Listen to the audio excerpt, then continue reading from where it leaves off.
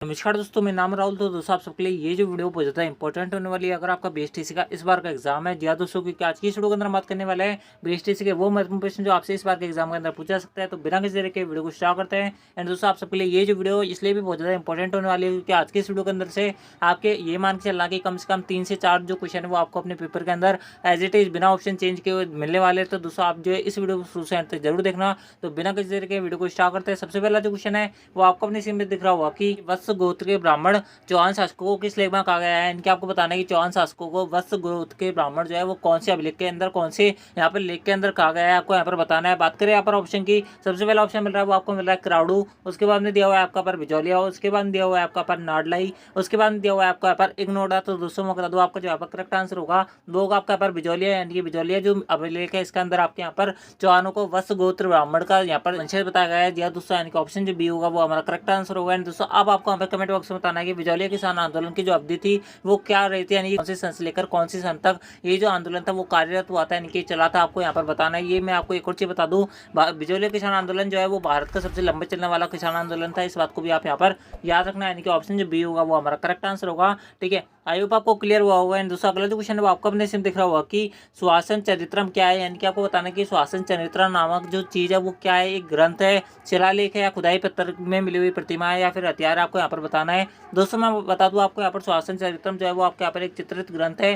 किसके द्वारा लिखा गया था, आपका इसका जो नाम है वो आपको यहाँ पर कमेंट बॉक्स में बताना है, ताकि आपको अपने लेवल का, आपको अपनी तैयारी का पता चलेगा इससे। ठीक है, बढ़ते हैं आपका अगले क्वेश्चन तरफ। एंड दोस्तों अगला जो क्वेश्चन है वो आप सबके लिए यहाँ पर बहुत ज्यादा इंपॉर्टेंट क्वेश्चन है। एंड दोस्तों अगला जो क्वेश्चन है वो आपके यहाँ पर नृत्य शैली से, यानी कि आपके राजस्थान के आर्ट एंड कल्चर से पूछा गया है। अगला जो क्वेश्चन है वो आपसे यहाँ पर बोल रहा है कि गुरालियो क्या होता है, इनके आपको बताना है कि राजस्थानी भाषा के अंदर गुरालियो क्या होता है। दोस्तों मैं आपको बता दूं, यहाँ पर सबसे पहला ऑप्शन मिल रहा है वो आपको मिल रहा है एक नृत्य शैली है, या फिर एक कालबेलियों का वाद्य यंत्र है। उसके बाद में दिया हुआ है आपका पर आदिवासी बिलों का आभूषण है, या फिर लोकनाट्य है। तो दोस्तों मैं बता दूं आपको यहाँ पर इसका जो करेक्ट आंसर होगा वो आपके यहाँ पर ऑप्शन बी होगा, यानी कि कालबेलियों का जो वाद्य यंत्र है वो आपके यहाँ पर गुरालियो होता है। इस बात को आप यहाँ पर याद रखना, यानी कि ऑप्शन जो बी है वो हमारा करेक्ट आंसर है। ठीक है दोस्तों, बढ़ते हैं आपका अगले क्वेश्चन तरफ। एंड दोस्तों अगला जो क्वेश्चन है वो आप सबके लिए यहाँ पर बहुत ज्यादा इंपॉर्टेंट क्वेश्चन है। अगला जो क्वेश्चन है वो आपसे यहाँ पर बोल रहा है कि रिलायता का युद्ध किन किन के मध्य लड़ा गया था, यानी कि आपको बताना है कि रिलायत नामक जो युद्ध हुआ था वो कौन कौन से शासकों के बीच में हुआ था। दोस्तों बात करें यहाँ पर ऑप्शन की, तो दोस्तों मैं आपको पहले इसका आंसर डायरेक्ट बता देता हूँ। इसका आंसर क्या होगा, इसका जो आंसर होगा वो होगा आपका यहाँ पर तात्या टोपे और पृथ्वी सिंह के मध्य जो युद्ध लड़ा गया था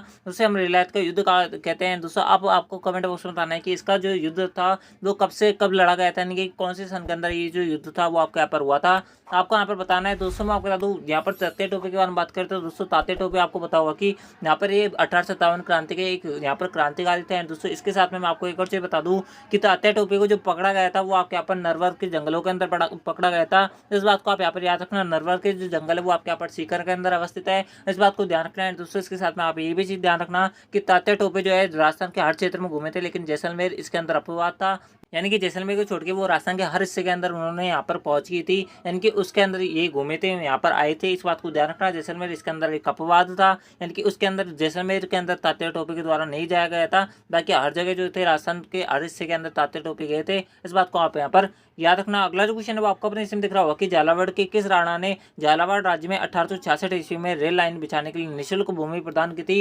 यानी कि आपको बताना है कि झालावाड़ का ऐसा कौन सा शासक था जिसने रेल लाइन बिछाने के लिए फ्री में जो गवर्नमेंट को यहाँ पर क्या दी थी, यहाँ पर भूमि प्रदान की थी कि आप जो है यहाँ पर रेल लाइन बिछाओ, हमारे द्वारा इस भूमि का, इस जो जमीन है इसका यहाँ पर हमारे द्वारा कोई टैक्स नहीं लिया जाएगा। ऐसा किस शासक द्वारा किया गया था, आपको यहाँ पर बताना है। बात करें यहाँ पर ऑप्शन की, सबसे पहला ऑप्शन मिल रहा है तो आपको मिल रहा है मदन सिंह, उसके बाद में दिया हुआ है आपका पर भवानी सिंह, उसके बाद में दिया हुआ है आपका पर राजेंद्र सिंह, उसके बाद में दिया हुआ है आपका पर पृथ्वी सिंह। तो दोस्तों मैं बता दूं आपका जो यहाँ पर आंसर होगा वो होगा आपका पर पृथ्वी सिंह, यानी कि ऑप्शन जो डी है वो हमारा करेक्ट आंसर है। इस बात को आप यहाँ पर याद रखना है। दोस्तों मैं आपको बता दूं, आपको ये वाली जो पीडीएफ है वो हमारे टेलीग्राम चैनल पर मिल जाएगी, आप जो है वहाँ से इसको देख सकते हैं। दोस्तों अगर आपने वीडियो को अब तक लाइक नहीं किया तो वीडियो को लाइक कर देना, चैनल को सब्सक्राइब जो कर लेना, क्योंकि आप सबके लिए यहाँ पर इतने महत्वपूर्ण जो क्वेश्चन है वो आप सबके लिए यहाँ पर लिए जा रहे हैं। दोस्तों मैं गारंटी देता हूँ कि आपको आज की इस क्लास के अंदर से बहुत सारे क्वेश्चन जो है वो आपको अपने पेपर के अंदर देखने को मिलेंगे। बहुत सारे बच्चों को ये जो क्वेश्चन वो आपके आ भी नहीं होंगे। दोस्तों बहुत सारे बच्चे ऐसे होंगे जिनको ये क्वेश्चन आते होंगे। तो दोस्तों अगर आप यहाँ पर ऐसे बच्चे जिसको ये क्वेश्चन नहीं आ रहे तो दोस्तों आप जो है इन क्वेश्चन को अपने कॉपी के अंदर लिखना है, उसके बाद में आप जो है इनको पढ़ना, ताकि आपको ये वाले जो क्वेश्चन है वो आपको यहाँ पर याद हो जाए। दोस्तों आपकी बीएसटीसी के अंदर एक सीट जो है वो आपके यहाँ पर पक्की हो जाए, इसलिए आप जो है इन क्वेश्चन को जरूर लिखना। ठीक है, बढ़ते हैं आपका अगले क्वेश्चन तरफ एंड दोस्तों अगला जो क्वेश्चन है वो आपको अपने स्क्रीन दिख रहा होगा कि झालावाड़ के किस शासक ने द्वितीय विश्व युद्ध के दौरान ब्रिटिश सरकार की सहायता की और 1930 में गोलमेज सम्मेलन में भाग लिया था। यानी कि आपको बताना है कि झालावाड़ का ऐसा कौन सा शासक था जिसने गोलमेज सम्मेलन के अंदर भी भाग लिया था। मैं आपको बता दूं 1930 के अंदर जो गोलमेज सम्मेलन हुआ था वो आपके यहाँ पर पहला जो सम्मेलन था वो आप यहाँ पर याद रखना कि पहला गोलमेज सम्मेलन जो है वो आपके यहाँ पर 1930 के अंदर हुआ था। दोस्तों 1930 का जो गोलमेज सम्मेलन हुआ था यानी कि पहला गोलमेज सम्मेलन जब हुआ था इसके अंदर कांग्रेस द्वारा भाग नहीं लिया गया था। इस बात को भी आप यहाँ पर याद रखना। दोस्तों बात करें यहाँ पर ऑप्शन की, सबसे पहला ऑप्शन मिल रहा है वो आपको मिल रहा है पृथ्वी सिंह, उसके बाद में दिया हुआ है आपका पर जालिम सिंह द्वितीय, उसके बाद में दिया हुआ है आपका पर राजेंद्र सिंह, उसके बाद में दिया हुआ है आपका पर मदन सिंह। दोस्तों मैं बता दूं आपका जो यहाँ करेक्ट आंसर होगा वो होगा आपका पर राजेंद्र सिंह, यानी कि ऑप्शन जो सी होगा वो हमारा करेक्ट आंसर होगा। इस बात को आप यहाँ पर याद रखना, ठीक है। बढ़ते हैं आपका अगले क्वेश्चन तरफ एंड दोस्तों अगला जो क्वेश्चन है वो आपको अपने सिम दिख रहा होगा। अगला जो क्वेश्चन है इसकी जो लैंग्वेज है थोड़ी बढ़िया, आप जो अपनी जो स्क्रीन है उस पर जरूर से ध्यान से पढ़ना है। दोस्तों अगला जो क्वेश्चन है वो आप सबके यहाँ पर बहुत ज्यादा इंपॉर्टेंट क्वेश्चन है। अगला जो क्वेश्चन है वो आपसे यहाँ पर बोल रहा है कि झालावाड़ के किस शासक के द्वारा 1936 ईस्वी में लखनऊ के एक प्रदर्शनी में लकड़ी से बना एक भवन खरीदकर झालावाड़ में किशन सागर झील के किनारे स्थापित किया गया और जिसे वर्तमान में काट का रैन बसेरा कहते हैं। दोस्तों आपको यहाँ पर बताना है कि राजस्थान में अवस्थित झालावाड़ रियासत का ऐसा कौन सी शासक था जिसके द्वारा सबसे पहले यहाँ पर लखनऊ के अंदर एक लकड़ी का महल खरीदा गया, उसके बाद में उसे यहाँ पर किशन सागर झील के किनारे यहाँ पर व्यवस्थित करवाया, फिर उसका नाम जो है हम वर्तमान में काट का रैन बसेरा के रूप में जानते हैं। आपको ये बताना है। दोस्तों बात करें यहाँ पर ऑप्शन की, सबसे पहला ऑप्शन मिल रहा है वो आपको मिल रहा है राज राणा हरिश्चंद, उसके बाद में दिया हुआ है आपको ऊपर राज राणा राजेंद्र सिंह, जो कि हमारा करेक्ट आंसर होगा, यानी कि ऑप्शन जो बी है वो हमारा करेक्ट आंसर है। इस बात को आप यहाँ पर याद रखना, ठीक है। तो बढ़ते हैं आपका अगले क्वेश्चन तरफ है। दोस्तों अगला जो क्वेश्चन है वो आपको अपने इसमें दिख रहा होगा कि झालावाड़ में किसने प्रजामंडल आंदोलन का समर्थन किया था, यानी कि आपको बताना है कि ऐसा कौन सा शासक हुआ जिसके द्वारा प्रजामंडल आंदोलन का समर्थन किया गया था। दोस्तों बात करें यहाँ पर ऑप्शन की, सबसे पहला ऑप्शन मिल रहा है वो आपको मिल रहा है हरिश्चंद, उसके बाद में दिया हुआ है आपका पर राजेंद्र सिंह, उसके बाद में दिया हुआ है आपका पर मदन सिंह, उसके बाद में दिया हुआ है आपका पर भवानी सिंह। दोस्तों मैं आपको बता दूं आपका जो यहाँ पर करेक्ट आंसर होगा वो होगा आपका पर ऑप्शन ए हरिश्चंद, जो होगा वो हमारा करेक्ट आंसर होगा। हरिश्चंद द्वारा प्रजामंडल आंदोलन का समर्थन किया गया था। इस बात को आप यहाँ पर याद रखना, यानी कि ऑप्शन जो ए वो हमारा करेक्ट आंसर है, ठीक है। बढ़ते हैं आपका अगले क्वेश्चन तरफ एंड दोस्तों अगला जो क्वेश्चन है वो आपको भी दिख रहा होगा कि अलवर के शासक विनय सिंह के द्वारा मेव जाति की सुरक्षा के लिए किस दुर्ग का निर्माण करवाया गया था, यानी कि विनय सिंह के द्वारा कौन सा जो दुर्ग वो उसका निर्माण करवाया गया था, आपसे यहाँ पर पूछा जा रहा है। दोस्तों मैं आपको बता दूं यहाँ पर सबसे पहला ऑप्शन मिल रहा है वो आपको मिल रहा है बाला दुर्ग। दोस्तों मैं आपको बता दूं बाला जो दुर्ग है वो आपके यहाँ पर अलवर है के अंदर अवस्थित है। दोस्तों अलवर का जो किला है वो आपके यहाँ पर बाला दुर्ग को ही जाना जाता है, इनके अलवर के किले के नाम से हम बाला दुर्ग को ही जानते हैं। इस बात को आप यहाँ पर याद रखना है। दोस्तों बात करें यहाँ पर ऑप्शन की, तो दोस्तों ऑप्शन जो बी होगा रघुनाथगढ़ दुर्ग जो होगा वो हमारा करेक्ट आंसर होगा। इस बात को आप यहाँ पर याद रखना, यानी कि ऑप्शन जो बी है वो हमारा करेक्ट आंसर है, ठीक है। बढ़ते हैं आपका अगले क्वेश्चन तरफ एंड दोस्तों अगला जो क्वेश्चन है वो आपको अपने सिम दिख रहा होगा एंड दोस्तों अगला जो क्वेश्चन है इसको बताने से पहले मैं आपको बता दूं अगर आपको वीडियो पसंद आ जाए तो वीडियो को लाइक कर देना, चैनल को सब्सक्राइब जो कर लेना, क्योंकि आप सबके लिए यहाँ पर इतनी मेहनत की जा रही है। हम आप सबके लिए यहाँ पर मोस्ट इंपोर्टेंट क्वेश्चन जो आप सबके लिए यहाँ पर इस बार के एग्जाम के अंदर पूछ जा सकता है वो सारे जो क्वेश्चन है वो आपको यहाँ पर करा रहे हैं, बहुत कम समय में बहुत अच्छी इन्फॉर्मेशन दे रहे हैं। और चैनल वाले जो होता है वो आपके यहाँ पर केवल ऑप्शन बता के छोड़ देता है, उसकी थोड़ी भी एक्सप्लेनेशन नहीं देते। हम आपको यहाँ पर पूरी एक्सप्लेनेशन देने का ट्राई कर रहे हैं। अगर आपको वीडियो पसंद आए तो वीडियो को लाइक कर देना, चैनल को सब्सक्राइब जो कर लेना। आपको फ्री के अंदर पेड कोर्स है जिसका जितना भी कंटेंट है वो आपको यहाँ पर मिल रहा है, तो दोस्तों आप आपका फर्ज बनता है कि इस वीडियो को लाइक एंड चैनल को सब्सक्राइब जो करें, ठीक है। बढ़ते हैं आपका अगले क्वेश्चन तरफ एंड दोस्तों अगला जो क्वेश्चन है वो आपको अपने सिम दिख रहा होगा कि सुवर्णगिरी किला किस नदी के किनारे अवस्थित है, यानी कि आपको बताना है कि सुवर्णगिरी जो किला है वो कौन सी नदी के किनारे पर बनाया गया है। दोस्तों बात करें यहाँ पर ऑप्शन की, सबसे पहला ऑप्शन मिल रहा है वो आपको मिल रहा है जोजड़ी, उसके बाद में दिया हुआ है आपका पर मिर्चड़ी, उसके बाद में दिया हुआ है आपका यहाँ पर सुकड़ी, उसके बाद में दिया हुआ है आपका पर रूपनगढ़। तो दोस्तों मैं बता दूं आपको जो यहाँ पर करेक्ट आंसर होगा वो होगा आपका पर सुकड़ी। सुकड़ी जो नदी है वो आपके यहाँ पर सुवर्णगिरी किला उसके ऊपर बनाया गया है, यानी कि उसके पास अवस्थित है। इस बात को ध्यान रखना है। दोस्तों सुकड़ी जो नदी है वो आपके यहाँ पर जालोर जिले के अंदर अवस्थित है, इस बात को ध्यान रखना। किस प्रकार से आप यहाँ पर याद रख सकते हैं मैं आपको बता दूं, जल यानी कि जालोर के अंदर आपको यहाँ पर जलना दिख रहा है। जलकर कोई चीज जल जाती है तो दोस्तों आपने देखा होगा कि वो चीज जो होती है वो सूख जाती है। इस प्रकार से सुकड़ी नदी जो है वो आपके यहाँ पर जालोर के अंदर अवस्थित है। इस बात को आप जो है यहाँ पर इस प्रकार से ध्यान रख सकते हो। दोस्तों आप इस प्रकार से भी यहाँ पर याद रख सकते हो कि जालोर जो दुर्ग है वो आपके यहाँ पर सुकड़ी नदी के किनारे अवस्थित है, इस बात को ध्यान रखना है। दोस्तों अब आपका काम बनता है कि आप बताओ कि रूपनगढ़ का जो किला है यानी कि रूपनगढ़ जो दुर्ग है वो कौन सी जिले के अंदर अवस्थित है, आप जो कमेंट बॉक्स में हमें बताओ, ठीक है। बढ़ते हैं आपका अगले क्वेश्चन तरफ एंड दोस्तों अगला जो क्वेश्चन है वो आपको अपने इसमें दिख रहा होगा कि कोमलगढ़ प्रशस्ति में मेवाड़ के किस शासक को विषम घाटी पंचानन कहा गया है, यानी कि आपको बताना है कि मेवाड़ का ऐसा कौन सा शासक हुआ जिसे हम विषम घाटी पंचानन के नाम से जानते हैं। विषम घाटी पंचानन यानी कि विषम परिस्थितियों के अंदर भी यहाँ पर पूरा डटकर मुकाबला करने वाले जो व्यक्ति होते हैं हम उसे विषम घाटी पंचानन के रूप से जानते हैं। दोस्तों बात करें यहाँ पर ऑप्शन की, तो दोस्तों मैं बता दूं आपका राणा अम्बिर जो होगा वो करेक्ट आंसर होगा। आपको पता होगा कि राणा अम्बिर ने अपनी वीरता का परिचय देते हुए अपने जो प्राण है वो नौछावर कर देते हैं। दोस्तों पद्मिनी जो रानी थी उनकी उनको अलाउद्दीन खिलजी को नहीं सौंपा था, आपको पता होगा, यानी कि ऑप्शन जो सी होगा वो हमारा करेक्ट आंसर होगा। इस बात को आप यहाँ पर याद रखना, ठीक है। बढ़ते हैं आपका अगले क्वेश्चन तरफ एंड दोस्तों अगला जो क्वेश्चन है वो आपका अपने स्क्रीन दिख रहा होगा कि चित्तौड़ के तीसरे साके में उदय सिंह की तरफ से लड़ते हुए युद्ध के दौरान एक हाथ से हाथी की सूंड पकड़कर अकबर के ओहदे तक पहुंच गया, दूसरे हाथ में खंजर से वार कर अकबर का विरोचित अभिवादन किसने किया, आपको यहाँ पर बताना है। दोस्तों मैं आपको बता दूं, आपको जो आपका करेक्ट आंसर होगा वो होगा आपका यहाँ पर ईसरदाद चौहान, यानी कि ऑप्शन जो सी होगा वो करेक्ट आंसर होगा। आपको पता होगा कि ईसरदाद अकबर का जो हाथी था वहां तक पहुंच गया था। एंड दोस्तों आपको पता होगा कि जो आपके महाराणा प्रताप थे उनका जो हाथी था उसका जो नाम था वो आपका यहाँ पर राम प्रसाद था, इसको बात को ध्यान रखना।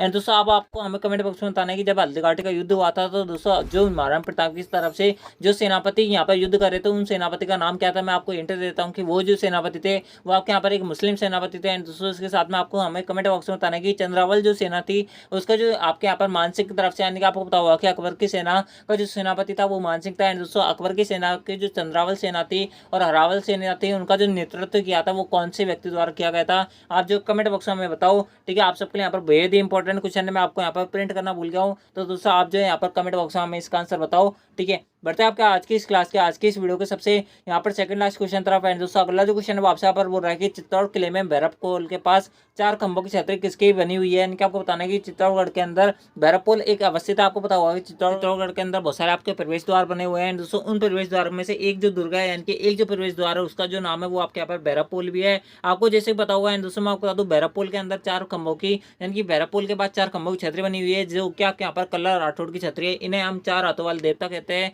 शेषनाग का अवतार कहा जाता है। दोस्तों वीर कल्लाजी राठौड़ जो थे इनकी जो आपके यहाँ पर सगाई होती है वो कृष्णा सिंह के साथ होती है। दोस्तों जैसे वीर कल्लाजी राठौड़ के द्वारा यहाँ पर जैसे यहाँ पर प्राणों का नौछावर क्या कहता है, वैसे ही वहाँ पर जो उनकी वहाँ पर जो मंगेतर कृष्णा सिंह जो थी उन्होंने वहाँ पर सती हो गए थे। इस बात को भी आप यहाँ पर याद रखना, यानी कि ऑप्शन जो बी होगा वो हमारा करेक्ट आंसर होगा। ठीक है, आपको ऐसी वीडियो जो है वो आपको और देखने को नहीं मिलेगी। तो दोस्तों अगर आपको वीडियो पसंद आ रही है तो वीडियो को लाइक कर देना, चैनल को सब्सक्राइब कर देना, क्योंकि आप सबके लिए यहाँ पर इतने महत्वपूर्ण जो क्वेश्चन है वो आप सबके लिए यहाँ पर ढूंढ के लाते हैं ताकि आपके यहाँ पर बीएसटीसी के अंदर अच्छे से अच्छे नंबर आ सके। एंड दोस्तों आपके जो एक सीट है वो आपके यहाँ पर पक्की हो सके। तो दोस्तों अगर आपको वीडियो पसंद आ रही है तो वीडियो को लाइक कर देना, चैनल को सब्सक्राइब जो कर लेना। एंड दोस्तों अगला जो क्वेश्चन है वो भी आप सबके लिए यहाँ पर बेहद ही इंपॉर्टेंट क्वेश्चन है। अगला जो क्वेश्चन है वो आपसे पर बोल रहा है कि चित्तौड़ दुर्ग में हनुमान पोल व भैरव पोल के मध्य 6 खंभों की छतरी बनी हुई है, वो किसकी बनी हुई है। यानी कि आपको बताना कि चित्तौड़गढ़ जो दुर्ग है उसके अंदर हनुमान पोल और भैरव पोल आपके 2 यहाँ पर प्रवेश द्वार है, उनके अंदर आपके यहाँ पर 6 खंभों की छतरी बनी हुई है, वो किसकी बनी हुई है। दोस्तों मैं आपको बता दूं 6 खंभों की जो छतरी बनी हुई है वो आपके यहाँ पर जयमल राठौड़ की बनी हुई है। जयमल राठौड़ और भत्ता सिसोदिया जो थे जो आपके यहाँ पर वीरता को प्राप्त होते हैं, आपको पता होगा, इनके ऑप्शन जो बी होगा वो करेक्ट आंसर होगा। कौन से साके के अंदर वो थे, आप जो इसका आंसर यहाँ पर कमेंट बॉक्स में बताओ। एंड दोस्तों आपको हमें ये भी बताना कि ऐसा कौन सा किला था, ऐसी कौन सी रियासत थी जिसके अंदर 2.5 साके होते हैं, आपको यहाँ पर कमेंट बॉक्स में बताना है हमें। ठीक है, एंड दोस्तों इसके साथ में आप जो कमेंट बॉक्स में हमें ये भी बताओ कि ऐसा कौन सा किला था, ऐसा कौन सा दुर्ग था, ऐसा कौन सा युद्ध था, ऐसा कौन सी यहाँ पर रियासत थी जिसके अंदर पुरुषों के द्वारा जौहर किया गया था। आप जो कमेंट बॉक्स में हमें इसका आंसर बताओ। आप सबके लिए यहाँ पर बेहद ही इंपॉर्टेंट क्वेश्चन है। ठीक है, बढ़ते हैं आपका अगले क्वेश्चन तरफ। एंड दोस्तों अगला जो क्वेश्चन है वो आप सबके लिए यहाँ पर चित्तौड़गढ़ दुर्ग से। एंड दोस्तों चित्तौड़गढ़ दुर्ग के अंदर भी आपके यहाँ पर साके से पूछा गया है। बात करें क्वेश्चन की, यहाँ पर क्वेश्चन बोल रहा है आपसे कि चित्तौड़ के तीसरे साके में किसके नेतृत्व में जौहर हुआ था। यानी कि आपको बताने की चित्तौड़गढ़ के अंदर जब तीसरा साका हुआ था किसके द्वारा यहाँ पर जौहर किया गया था। दोस्तों बात करें यहाँ पर ऑप्शन की, तो दोस्तों मैं आपको डायरेक्ट बता दूं यहाँ पर जो फूल कमर होगा वो करेक्ट आंसर होगा, इस बात को ध्यान रखना, यानी कि ऑप्शन जो बी है वो करेक्ट आंसर है। ठीक है, एंड दोस्तों मैं आपको बता दूं चित्तौड़ का जो तीसरा साका हुआ था वो आपके यहाँ पर 1567 से 1568 के मध्य हुआ था, इस बात को ध्यान रखना है। दोस्तों मैं आपको बता दूं चित्तौड़गढ़ के अंदर आपके टोटल 3 साके होते हैं, पहले और दूसरे की क्या डेट थी, कौन सी सन के अंदर हुआ था, आप जो कमेंट बॉक्स में हमें बताओ। ठीक है, तो दोस्तों इस प्रकार से थे आपके यहाँ पर बीएसटीसी के मोस्ट इंपोर्टेंट क्वेश्चन जो आपसे यहाँ पर इस बार के एग्जाम के अंदर पूछा सकता है। आई होप आपने इस वीडियो को शुरू से एंड तक देखा होगा। अगर आपको वीडियो पसंद आए तो वीडियो लाइक कर देना, चैनल को सब्सक्राइब जो कर लेना। इससे पहले हमने आपकी बहुत सारी बीएसटीसी से रिलेटेड मोस्ट इंपोर्टेंट क्वेश्चन वाली वीडियो जो है वो अपलोड कर रखी है, अगर आपने उनको नहीं देखा तो देख लेना, इसी चैनल के प्लेलिस्ट वाले ऑप्शन पर आपको देखने को मिल जाएगी। अगर आपको वीडियो पसंद आए तो वीडियो को लाइक कर देना। मैं आपको फिर बता दूं अगर किसी भाई बहन को इसकी पीडीएफ चाहिए तो आप जो है टेलीग्राम चैनल से ज्वाइन कर लेना, वहाँ से आपको ये पीडीएफ भी फ्री ऑफ कॉस्ट, यानी कि आपसे कोई पैसा नहीं जा रहा, फ्री में आपको ये पीडीएफ जो है वो आपको पर देखने को मिल जाएगी। तो दोस्तों आई होप आपने इस वीडियो को शुरू से अंत तक देखा होगा। अगर आपको वीडियो पसंद आए तो वीडियो को लाइक कर देना। आपको वीडियो कैसा लगा आप जो है ये भी कमेंट बॉक्स में हमें जरूर बताना। तो दोस्तों मिलता है आपकी नेक्स्ट बीएसटीसी वाली वीडियो के अंदर, जब तक ले जय हिंद, जय भारत, जय Hindustan. Thanks for watching, thank you.